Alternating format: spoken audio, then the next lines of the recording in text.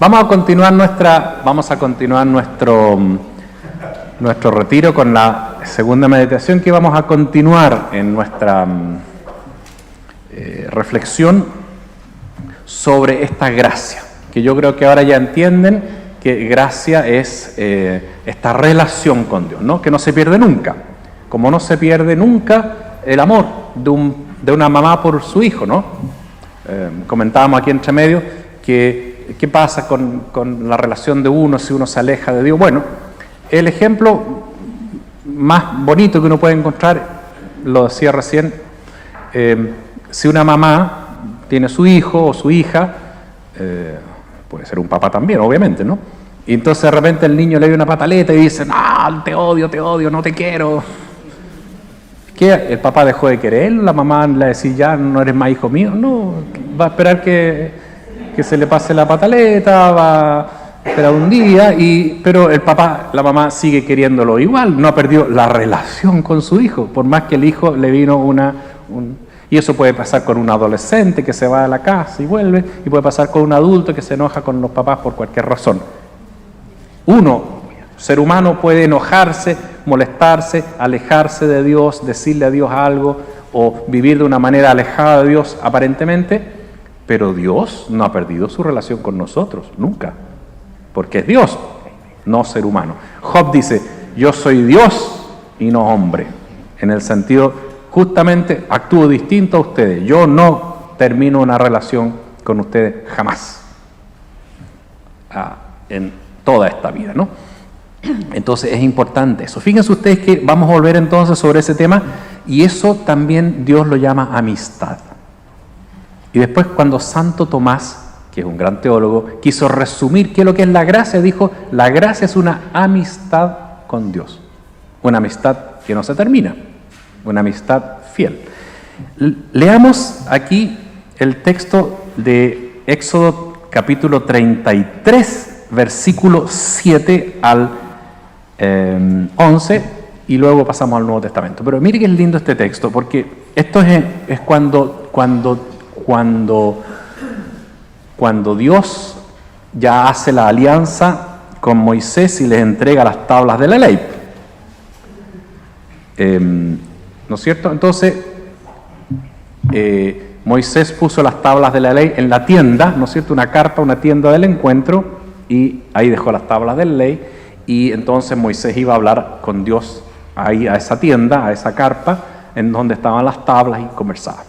Y ahí había una nube a veces, ¿no es cierto?, que representaba la presencia del Espíritu. Bueno, en ese contexto está esto, dice, Moisés tomó la tienda y la instaló a cierta distancia fuera del campamento, le llamó la tienda del encuentro. ¿Sabe qué tienda en griego, en latín se dice tabernáculo? Entonces, Moisés tomó el tabernáculo y lo instaló a cierta distancia fuera del campamento. La llamó el tabernáculo del encuentro. ¿Ya? Les hace sentido, ¿no? Porque tenemos un tabernáculo, ¿no? Que es el lugar donde se reserva el Santísimo Sacramento, la verdadera ley. Entonces, ese es el tabernáculo.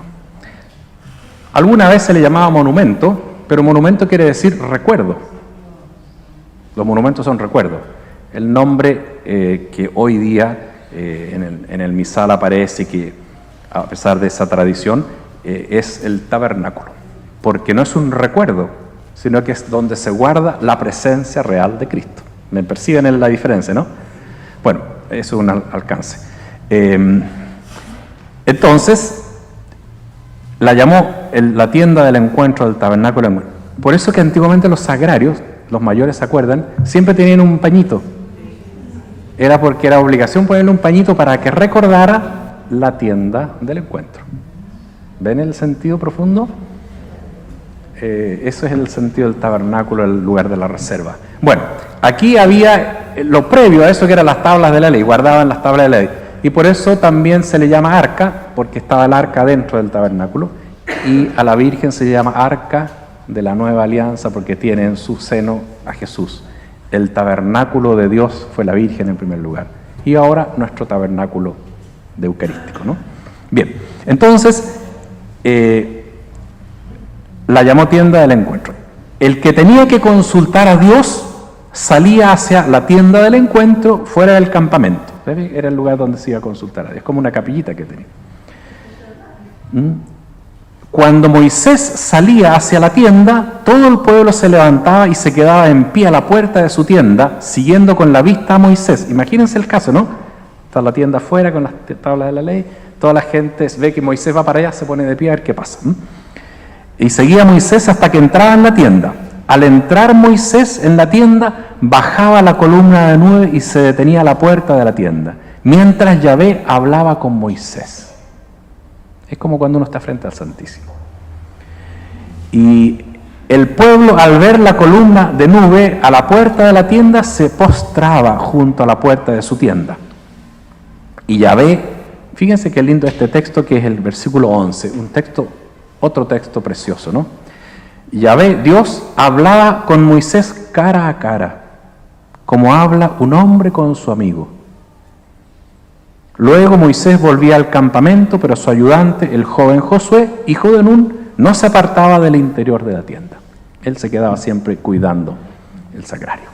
Entonces, Moisés hablaba con Dios cara a cara, como habla un amigo con su amigo. Esa es la relación que tenía Moisés. Esa es la relación de la gracia. Esa es la relación nuestra. Un amigo con su amigo. Por eso creo yo que es una mala concepción de Dios la que a veces se ha transmitido durante siglos como un Dios al que hay que temer. Dios es siempre nuestro amigo y va a ser siempre nuestro amigo. Aquí lo dice. Moisés habla como un amigo con su amigo y Tomás dice que la gracia es la amistad con Dios. O sea, amigo con un amigo, y nosotros tenemos un amigo en Dios. Entonces, y eso se expresó, y esta relación de Moisés y el arca de la alianza que representaba ahí, que tenía guardadas las tablas de la ley y que ahí estaba presente Dios, eso llegó a su punto máximo con la venida de Jesús. ¿Se fija? Entonces fíjese que San Juan dice, el verbo se hizo carne, claro, y luego dice, y acampó entre nosotros, puso su tienda entre nosotros. O sea, el verbo de Dios se hace carne y viene a la tienda nueva que ahora es María, y ahí habita en medio de nosotros, acampa en medio de nosotros. Es la nueva tienda de la alianza, en donde uno puede ir con Jesús y hablar cara a cara con Dios, con un amigo, como un amigo con su amigo. Y entonces Jesús es la presencia total y la presencia real, actual, presente de esa amistad con Dios y de la gracia y de todo lo que hemos visto aquí en el Antiguo Testamento. Y eso se expresa especialísimamente justamente porque Jesús viene a anunciarnos eso. Entonces ahora vamos a pasar a ver cómo Jesús, con otras palabras, que no es la misma palabra gracia, aunque sí la dice a veces, pero especialmente con otras palabras, el Evangelio va mostrando esta misma idea que hemos ido mostrando, cómo es una relación permanente. Entonces, vamos a ir al Evangelio de Marcos, que es el más antiguo de todos, ¿no es cierto?, el primero que se escribió, y que narra una frase de Jesús, que fue lo primero que dijo, que es la frase que es bien conocida y que es bonito de interpretarlo. Porque dice, cuando terminó el bautismo de Jesús y fue al desierto, volvió en el capítulo 1, versículo 14 de Marcos. Entonces, después que Juan fue entregado, marchó Jesús a Galilea y proclamaba la buena nueva de Dios. O sea, el Evangelio se llama eso. Y dice Jesús, el tiempo se ha cumplido, el reino de Dios ha llegado, conviértanse y crean en la buena noticia. O sea, la conversión es producto de saber que el reino de Dios ha llegado a nosotros, o está en medio de nosotros, su presencia es inminente. Entonces, uno lo primero que tiene que preguntarse, ¿y qué es lo que es el reino de Dios? Y el reino de Dios, Jesús lo dijo varias veces, lo fue definiendo de muchas maneras, y lo importante está en el Evangelio de Lucas. Porque en el Evangelio de Lucas, capítulo 4, Jesús fue a la sinagoga de Nazaret. Jesús era, como todo buen judío, educado en la fe, como toda su familia también, iban todos los sábados a la sinagoga. Y era una manera de ir y de celebrar el momento semanal, ¿no es cierto? Bueno, entonces fue a la sinagoga de Nazaret. Entonces, donde se había criado. Entonces, fíjense ustedes que aquí en el versículo 16 del capítulo 4 dice un texto que es bien conocido, pero creo que es bueno siempre repetirlo. Dice, vino a Nazaret, donde se había criado, y entró según su costumbre en la sinagoga, el día sábado. ¿Ve? La costumbre de ir todos los sábados a la sinagoga. Se levantó para hacer la lectura de la ley, y le entregaron el volumen del profeta Isaías. Desenrolló el volumen y halló el pasaje donde estaba escrito, que es un pasaje bien bonito, y que es del profeta Isaías, que después lo vamos a leer también, ¿no?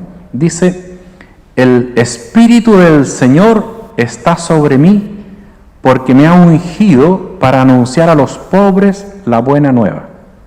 Me ha enviado a proclamar la liberación a los cautivos y la vista a los ciegos, para dar la libertad a los oprimidos y proclamar un año de gracia del Señor.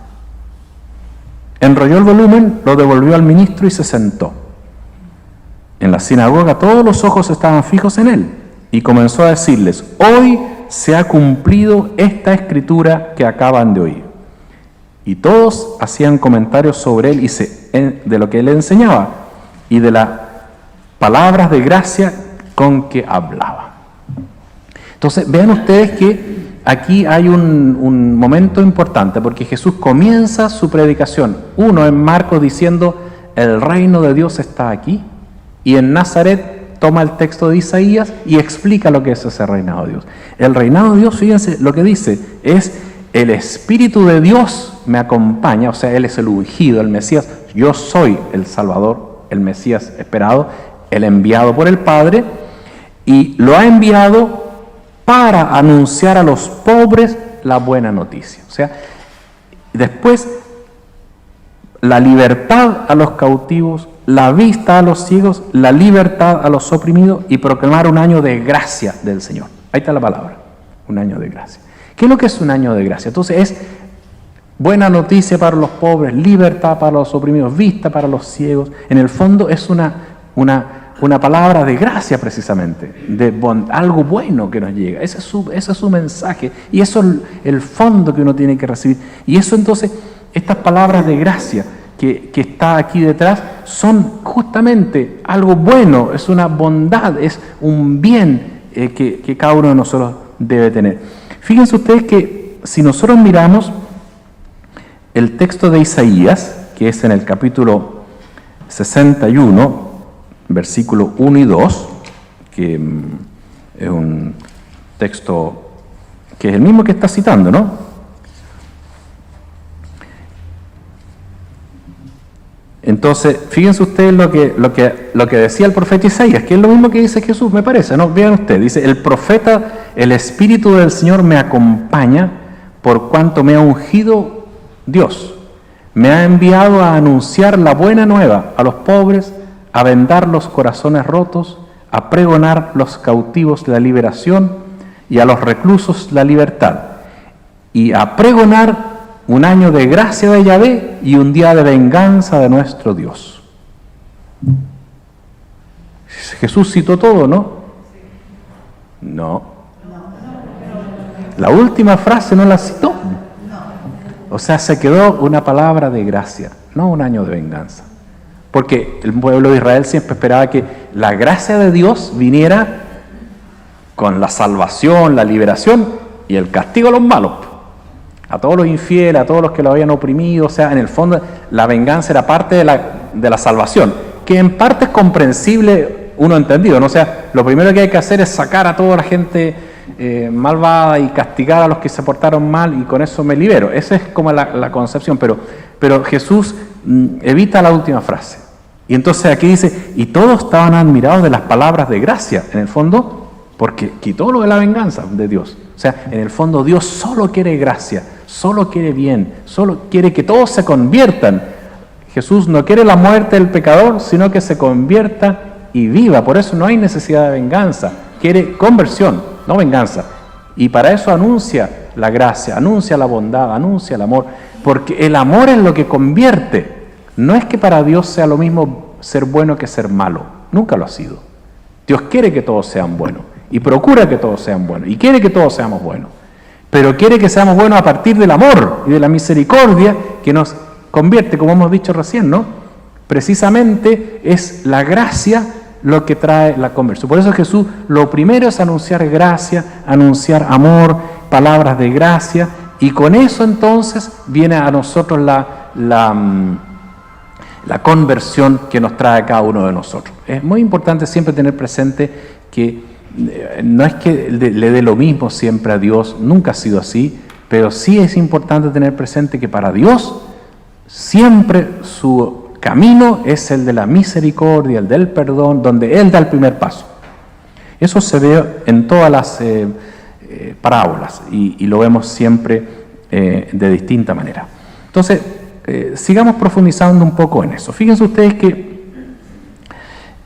si miramos Mateo, en el capítulo 13, que es un texto donde salen todas las parábolas, Mateo Jesús a lo largo de su vida dijo muchas parábolas, y Mateo las pone todas juntitas, para que nosotros las tengamos todas como en un puro capítulo.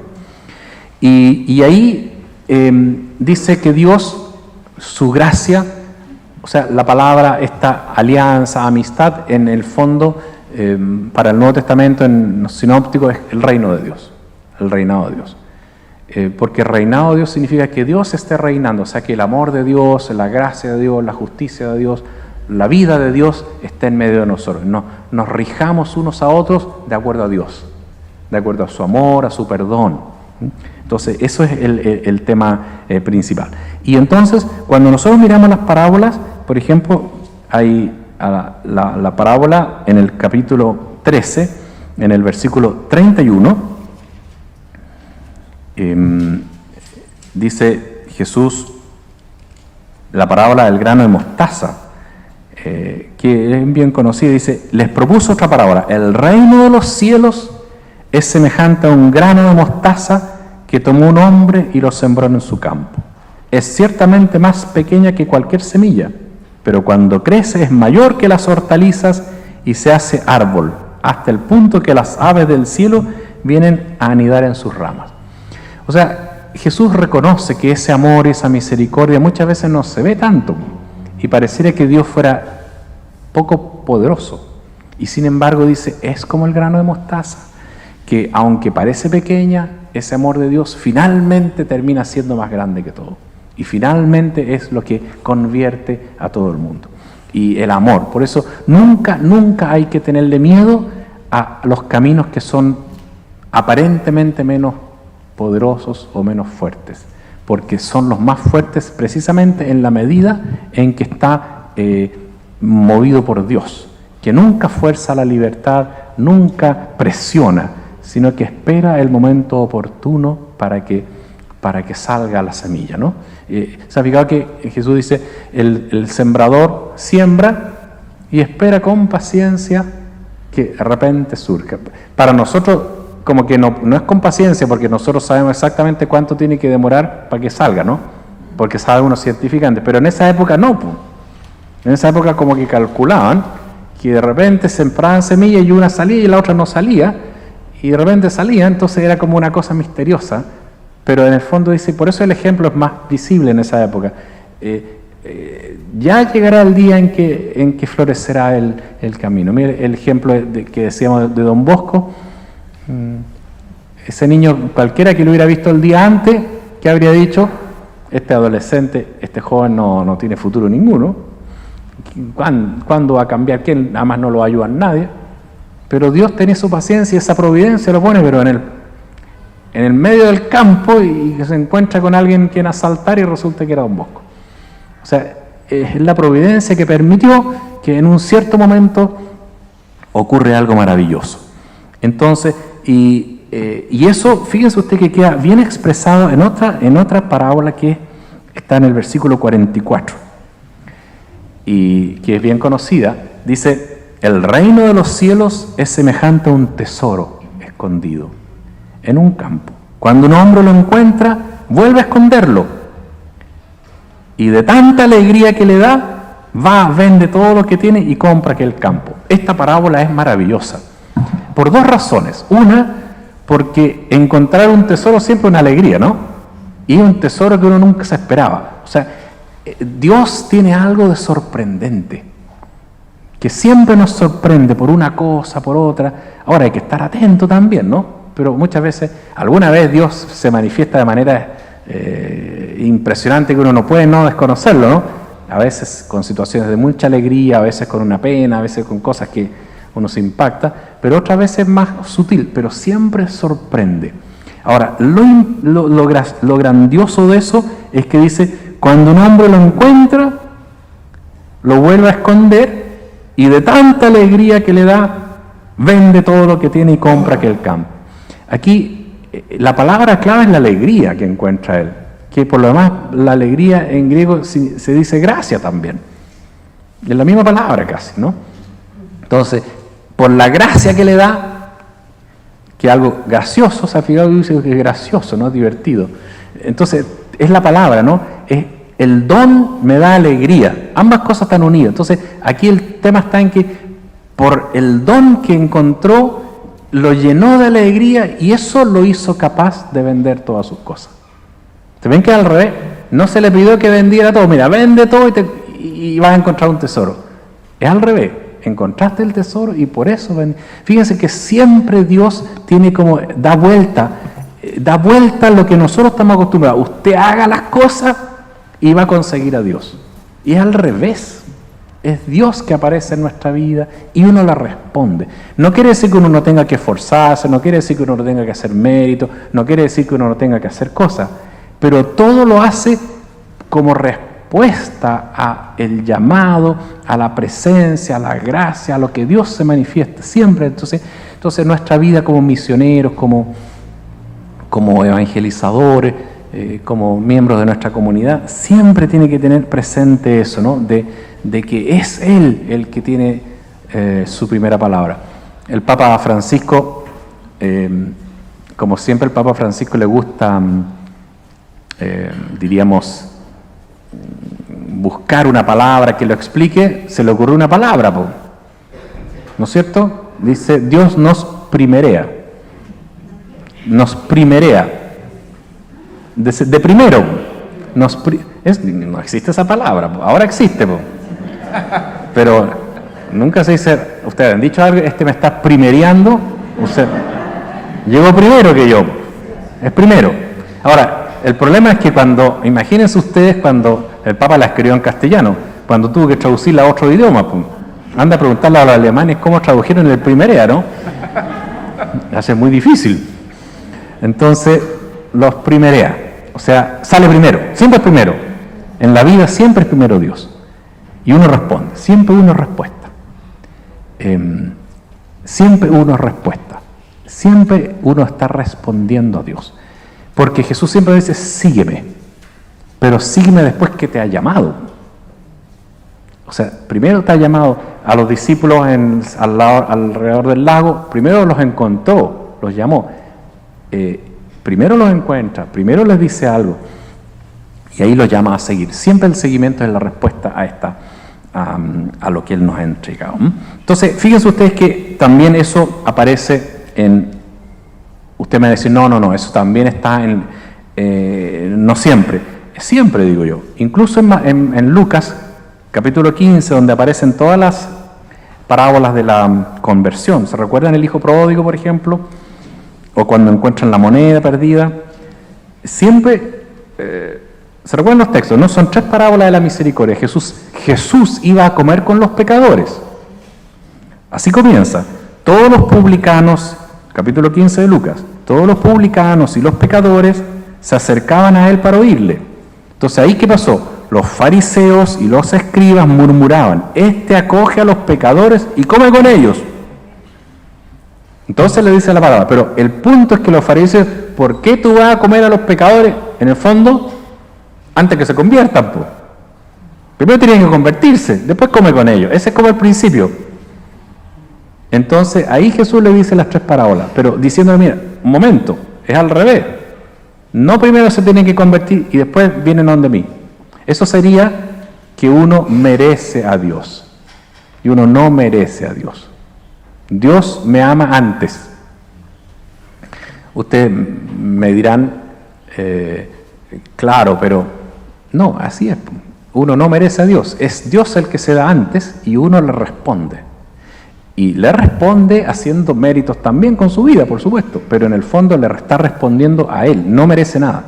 Es lo mismo que a veces se dice, tal vez educativamente, pero no es bueno decirlo, creo yo, cuando... y sería malo que una mamá o un papá le dijera al hijo, bueno, si no te portas bien no te voy a querer. No, no es verdad. Además que no es verdad. Además que papá lo dirá pedagógicamente, pero no es verdad. Y además está diciendo una cosa falsa. Y después es como si Dios dijera, mira, si no te portas bien no te voy a querer. No es verdad, te voy a querer igual. De hecho es así. Y ahí entonces Jesús, para evitar eso, y eso es gracia, porque es la amistad infalible. Entonces ahí pone el ejemplo. Entonces pone el tema de la oveja perdida, que se pierde una oveja. ¿Y qué pasa? Es el pastor el que va a recorrer los cerros y sale a buscarlo. No es que el pastor espere que venga la oveja y le diga, ah, qué bueno que viniste, sino que él fue a buscarla. Es importante los movimientos. Y después lo mismo, se le pierde una moneda, ¿y qué hace la señora? Es una mujer, empieza a buscarla, pues la moneda no va a llegar, él la busca y se alegra cuando la encuentra, y se alegra con el pastor con la oveja. Y el hijo pródigo, lo mismo. Porque si ustedes ven, cuando el hijo quiere irse, ¿se recuerdan la parábola del hijo pródigo, no? El hijo quiere irse, se va, le deja libertad, porque Dios nunca nos fuerza. Y el hijo de repente se da cuenta y se arrepiente por su sufrimiento y quiere volver y camina de vuelta. Pero el tema interesante es que, estando todavía lejos, el hijo lo vio su padre y se conmovió. Corrió el padre, se echó a su cuello y lo besó efectivamente. O sea, fue él el que hizo lo primero. Fue el padre el que corrió, fue el padre el que se conmovió, fue el padre el que se echó a su cuello y fue el padre el que lo besó. Antes que el hijo hubiera dicho nada. Solo lo vio. O sea, la gracia es siempre gratuita y tiene este sentido profundo y que siempre tenemos que verlo, porque aquí en este caso, yo lo he dicho muchas veces, no lo voy a repetir ahora, pero aquí justamente el padre incluso no le dejó al hijo decir, trátame como uno de tus trabajadores. No, jamás. Porque nunca lo voy a tratar como un trabajador a quien es mi hijo. Bueno, no en el sentido de que siempre es distinto, es mi hijo. Y lo voy a tratar como hijo. No perdió la filiación a pesar de todas las barbaridades que hizo. Porque no se pierde la filiación. Como nuestra imagen de Dios no se pierde. O sea, ser representante de nuestra relación con Dios no se pierde. No la puede perder nadie. Uno se puede alejar, pero la relación con Él no está perdida. Siempre uno puede volver. Bien, ese es el tema. Y eso lo expresó Jesús, como lo leíamos anoche en la cena del Señor, que en el fondo es la vida de Jesús. Fíjese que en Marcos 10:45 y también en las palabras de la cena que la escuchamos todos los días o todos los domingos, fíjense en el 10:45 dice Jesús, el Hijo del Hombre no ha venido a ser servido, sino que a servir y a dar su vida en rescate por muchos. A eso vino, a dar su vida. Y ayer leíamos en el Evangelio de San Juan, ¿se acuerdan la primera frase? Cuando comienza el Evangelio de San Juan, capítulo 13, versículo 1, ¿no? Cuando Jesús iba a pasar de este mundo al Padre, dice, habiendo amado a los suyos, los amó hasta el extremo. La palabra extremo en realidad, a veces la traducen por fin, pero en realidad lo que quiere decir, se podría traducir, los amó hasta la perfección. O sea, los amó plenamente, totalmente. Esa es como la palabra que está original, ¿no? los amó cuando iba a partir, los amó a los suyos, pero los amó totalmente, completamente. Eso es todo lo que está detrás de esto, y nosotros tenemos que vivir de esa manera. Y eso es lo que permite a nosotros seguirlo. Y tal vez lo podríamos resumir eso justamente en el Evangelio de Mateo, en el capítulo 4, cuando comienza la vida de Jesús. Jesús, capítulo 4, versículo 18, después de haber predicado que venía el reino de Dios que llegaba, cuando volvió a Galilea, casi lo primero que hace Jesús, dice, caminando por la ribera del mar, vio a los dos hermanos Simón, llamado Pedro, y a su hermano Andrés, tirando las redes en el mar, pues eran pescadores. Y les dijo, vengan conmigo y los haré pescadores de hombres. Y ellos dejaron las redes y los siguieron. Y luego siguió caminando y vio a dos hermanos, Santiago, el de Zebedeo, y su hermano Juan, que estaban en la barca con su padre Zebedeo arreglando sus redes. También los llamó, y ellos dejaron al instante la barca y a su padre y los siguieron. Pero primero es él que se acercó, les dijo una promesa, los haré pescadores de hombres, o sea, les promete una tarea nueva. Y ellos entonces dejan las redes antiguas y a su padre, digamos, al trabajo de su padre, vivir en la casa de su padre, y se van tras Jesús. Es respuesta, es seguimiento. Entonces, me parece a mí que para nosotros eso nos da dos enseñanzas. La primera es que uno siempre tiene que saber que todo lo que nos pide Dios, todo lo que significa seguimiento, todo lo que significa conversión, todo lo que significa tratar de hacer mérito, todo está enmarcado en algo anterior que uno nunca puede olvidar ni dejar de experimentar, que es un amor gratuito previo, en el cual me sustento, y dentro de él empiezo todo lo demás.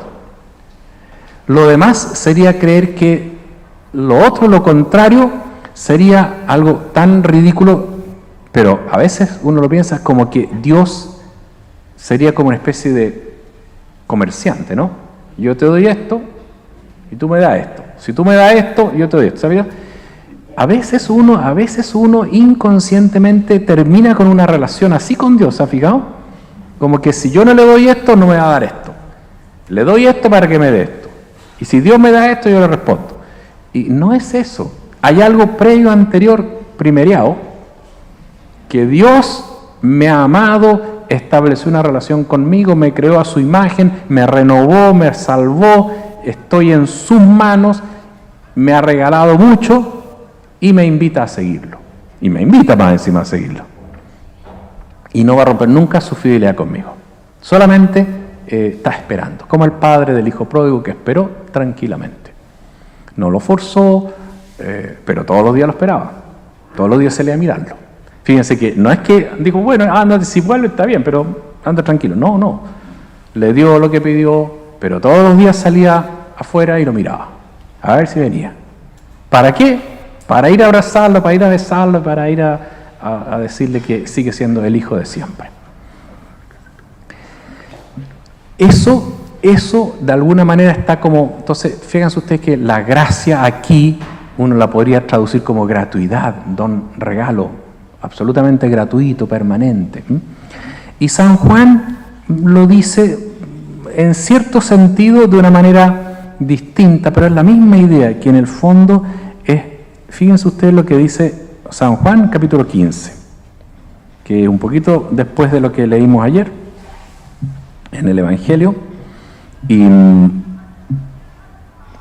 dice capítulo 15, versículo 4 y 5, que es un pasaje que leímos muchas veces, pero dice, permanezcan en mí como yo en ustedes. Lo mismo que el sarmiento no puede dar fruto por sí mismo si no permanece en la vid. Tampoco ustedes podrán si no permanecen en mí. Yo soy la vid, ustedes los sarmientos. El que permanece en mí y yo en él dará mucho fruto, porque separados de mí nada pueden hacer. Aquí la palabra permanecer es muy importante, porque en el fondo, ¿qué es lo que significa eso? Que lo que nos está diciendo Jesús, o sea, un sarmiento es la rama, ¿no? Porque ahora ya no somos del campo, entonces, que explican las cosas. Entonces el sarmiento es la rama, y no sé si en la rama está el tronco, ¿no es cierto? La rama, el sarmiento y después la uva, ¿sí o no? Ya, entonces el sarmiento, fíjense en la imagen, nunca ha existido, fuera, nunca ha existido fuera, y no se puede concebir fuera de la rama. O sea, salió de la rama, participa de todo, y si el sarmiento quiere cortarse, lo único que va a conseguir es secarse. Pero nunca, no es que el sarmiento lo injertaron. ¿Me perciben la diferencia, no? No es que lo injertan, sino que nació de Dios, viene de Dios, se sustenta en Dios, y toda su vida depende de su unión con Dios. Y uno efectivamente puede no dar fruto, puede autocortarse, a solo pérdida de uno. Pero uno no se entiende sin Dios. Eso es lo grande de la vida nuestra. Entonces eso a uno lo hace, por una parte, diríamos, más fuerte para mantenerse con Dios, para buscarlo, para seguirlo, pero por otra parte también a uno le da una cierta libertad interior para no tener que estar ganándose el amor de Dios, ¿se fija? Porque hay un límite muy sutil, al cual uno siempre tiene que estar atento entre la respuesta, la fidelidad, el tratar de acrecentar la relación que tengo con Dios, a pasar el límite y empezar a decir, tengo que ganarme a Dios, tengo que ganarme su cariño, tengo que ganarme su bondad. ¿Se ha fijado? Es muy sutil, no en el hecho, sino que en cómo lo percibo y cómo lo hago, ¿no? Entonces, aquí lo que está claro es que desde un principio uno nace de Dios, y por eso termina el texto después, versículo: si alguno no permanece en mí, es cortado y se seca, y luego lo recogen y lo echan al fuego. El que permanece en mí y sus palabras y mis palabras en ustedes, ya pueden pedir lo que quieran, lo consiguen. O sea, el tema es cuál es el núcleo. Entonces, tengan siempre presente eso de que de ese límite muy sutil, sobre todo que a uno le deja la libertad de, bueno, yo sé que estoy en la presencia de Dios, estoy con Él y toda mi vida está con Él, o sea, siempre estoy con Él. No solamente ahora que están en el retiro ustedes están con Dios, sino que siempre están con Él, porque viven injertados. Es lo mismo que decíamos antes, uno tiene un fundamento: si Dios no existiera, me desaparezco. Por lo tanto, donde yo vaya, estoy en relación con Dios, vivo desde Él. Y entonces, todos los aspectos de mi vida tienen que buscar fundamentar y acrecentar eso.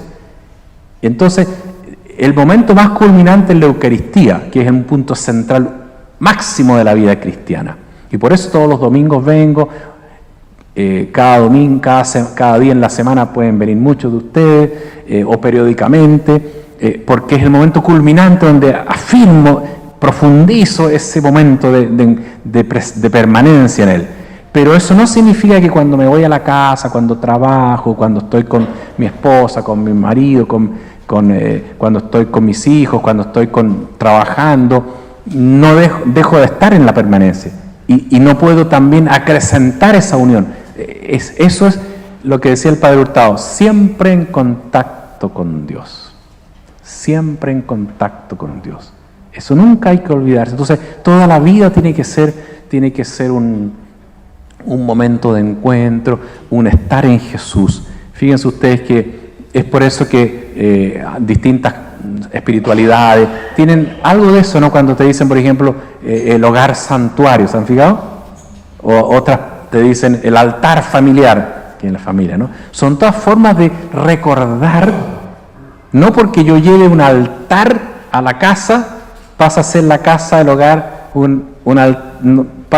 deja de haber un altar en la casa, empieza a haber un altar en la casa, sino que llevo el altar, ese papelito, ¿no es cierto?, para significar lo que es, que mi hogar también es un altar, donde yo me ofrezco como familia, donde encuentro a Jesús, donde me sacrifico como Jesús y con Jesús, donde vivo en la presencia de Jesús, que se hace su momento culminante en la Eucaristía, pero la gracia se va manteniendo en todo momento y por eso voy haciendo de todos los aspectos en sí mismos momentos de encuentro con Dios. Y en el trabajo, por ejemplo, distintos trabajos, uno puede trabajar ya o puede estar jubilado o puede trabajar en la casa haciendo sus cosas en la casa o que ayuda o distintas maneras. La vida, las obras que uno hace son también un servicio. Eso es hacer efectivo el reinado de Dios en el mundo, es entregarse. Entonces, cuando Jesús dice lo que leímos recién, no he venido a ser servido, sino a servir y a dar mi vida en rescate por todos. Ese a servir, que es lo propio de Jesús, eso es lo que uno hace en su trabajo todos los días, a toda hora. Entonces, no está diciendo, uy, debería estar ahora en la misa, pero si es que estoy trabajando, no. Después busco el momento para venir. Pero no por eso en el momento que estoy trabajando dejo de estar unido a Jesús. Lo estoy en la medida en que lo entiendo como un servicio, como una ayuda, como ofrezco mi vida, trato de tener un ambiente adecuado, ayudo a los que puedo. Estoy sirviendo como Jesús, entonces me estoy uniendo a Jesús y estoy renovando ese espíritu, estoy renovando esa relación con Jesús. Es muy importante entender este texto de Juan, porque la vid nunca deja de estar unido al sarmiento y siempre está recibiendo la savia, ¿no? O sea, el sarmiento nunca deja de estar unido a la vid y siempre está recibiendo la savia, aunque esté en el momento que le estén podando para que dé más fruto, o que esté en el momento en que la están regando, no sé, y esté lloviendo, o en el momento en que esté simplemente al sol ahí esperando que llegue el sol para la uva, y depende, da lo mismo. Siempre está unida y siempre está buena. Entonces, nunca olvidarse de eso, porque los frutos que da son muy importantes. Y la vid es Cristo mismo, o sea, nosotros vivimos en Cristo y desde Cristo. Ese es el sentido más profundo de la comunión. Uno se pregunta, ¿por qué Jesús habrá querido quedarse en pan y vino? ¿Y por qué que se quedó de esta forma, que comerlo, ¿no? Porque es el signo externo más visible de que uno se hace uno con Él.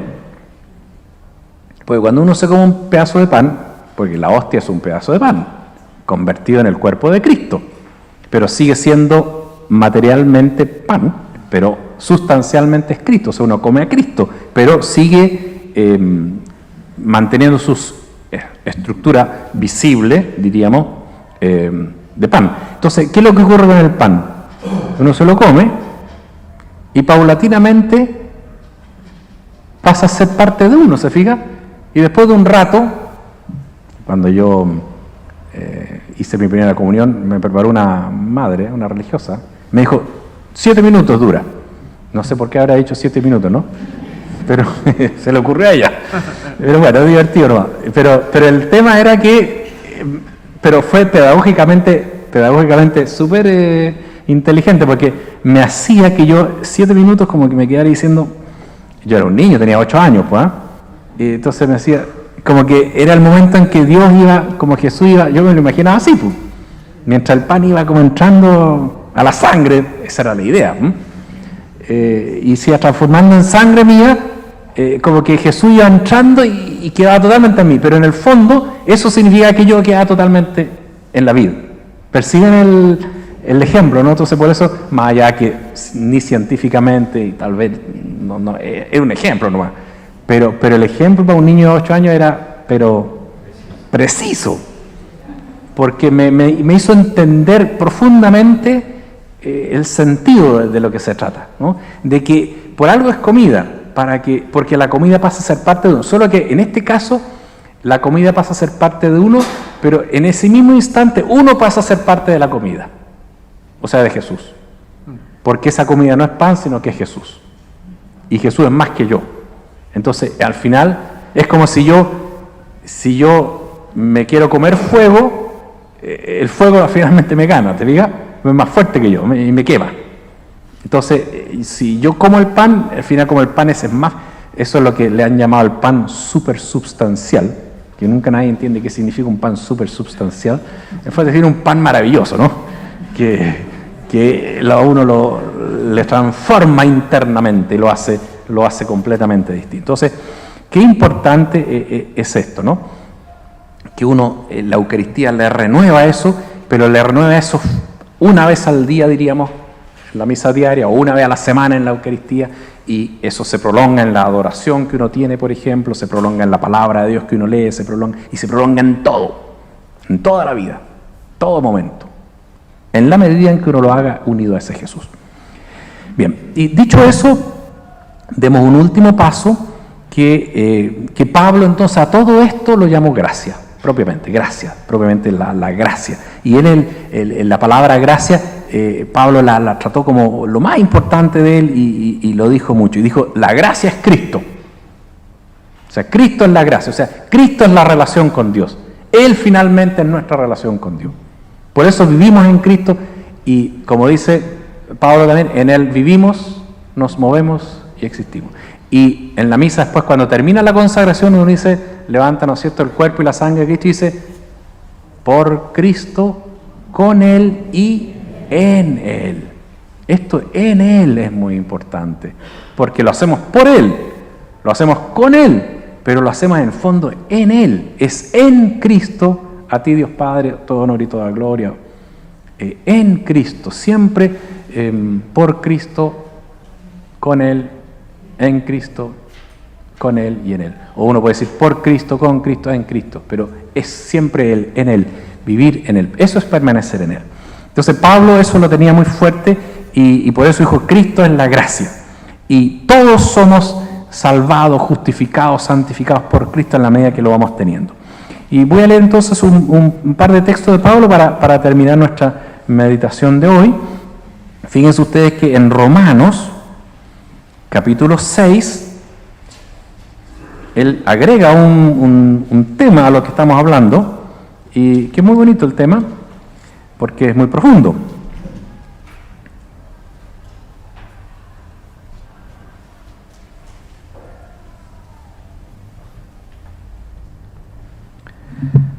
Romanos. Ya, en capítulo 6 de Romanos, del versículo 1 al 11, habla de la vida en Cristo. Después pueden leerlo tranquilo, yo no lo voy a leer todo. Entonces él dice que en realidad toda la vida nuestra es en Cristo. Y esa vida en Cristo comienza el día del bautismo. Y se renueva todos los días en la misa. Y cada sacramento y en todo al final. Pero la misa es el momento culminante, nunca el único. Eso es lo que quiero decir, ¿no? Que es el momento que uno como que resume. Es como cuando, por ejemplo, voy a poner un ejemplo, es como cuando uno dice, me celebran el cumpleaños y todos están contentos con mi cumpleaños. Pero en realidad no es que ese día más me recuerdan por mi mamá, sino que toda la vida. Pero ese día como que uno recuerda la vida, ¿no? Pero no es que el otro día se olvide de la persona. Es como, los aniversarios son como momentos de que uno recuerda lo que siempre hace. La Eucaristía es como que culmina y fortalece y hace más profundo lo que trato de vivir toda la vida. Ese es como el punto que uno siempre tiene en presente, en el núcleo, ¿no? Entonces, aquí en Juan, en Romanos, capítulo 6, versículo 1 al 11, pero no voy a leer todo, dice, ¿se olvidan acaso ustedes que cuando fueron bautizados en Cristo Jesús, fueron también incorporados en su muerte?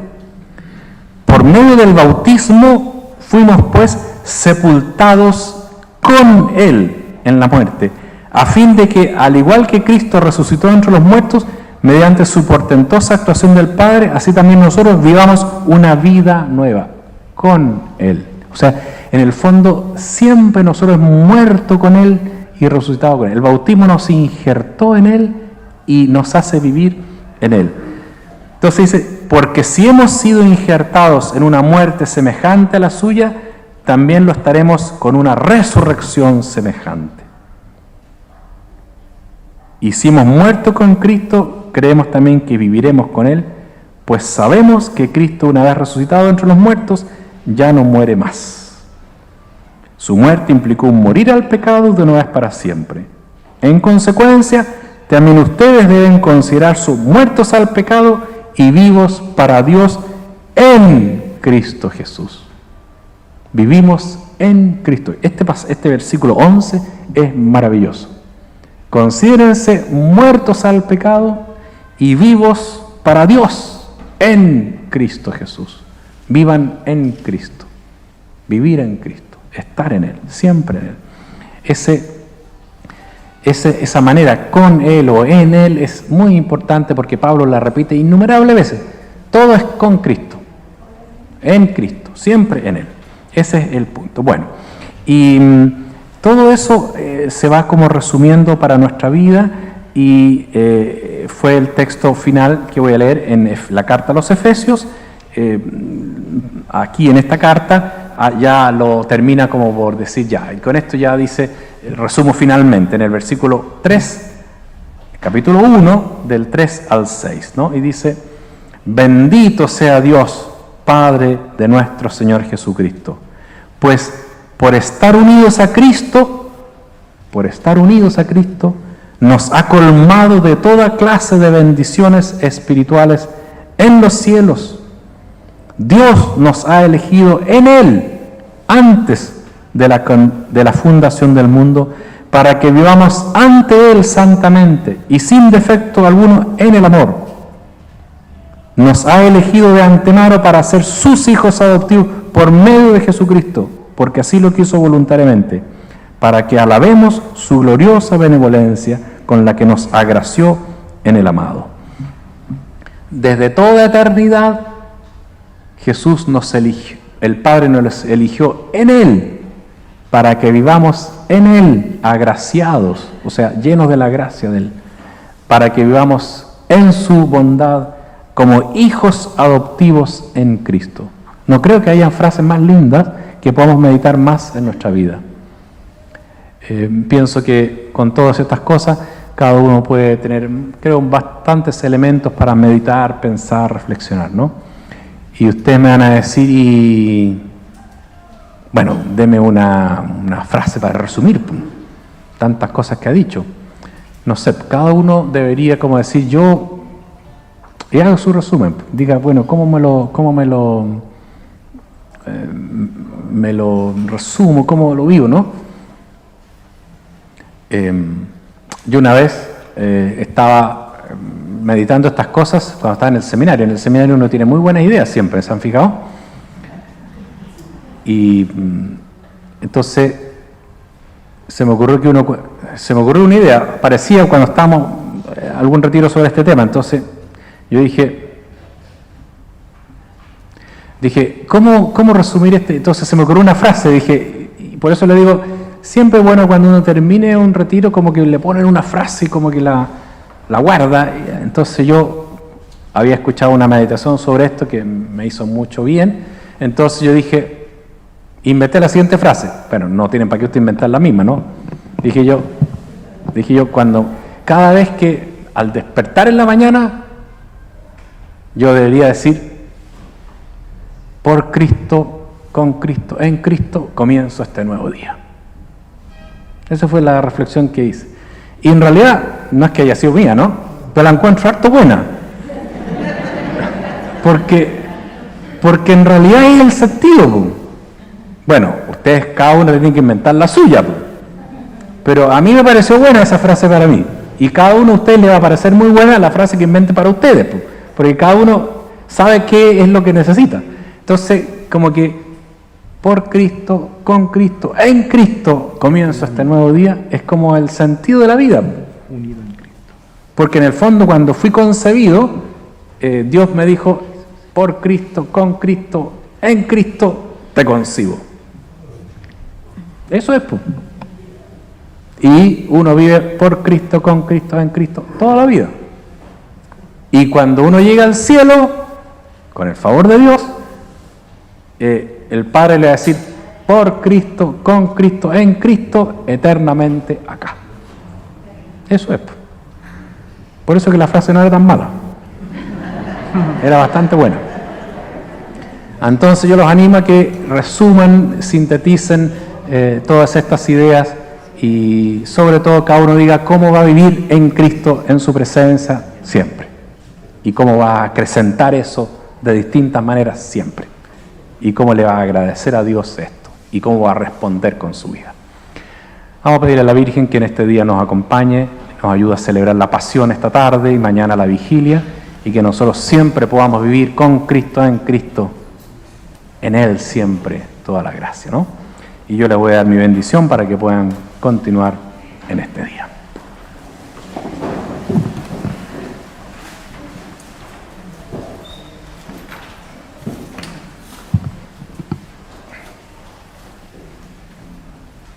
Dios te salve María, llena eres de gracia, el Señor es contigo.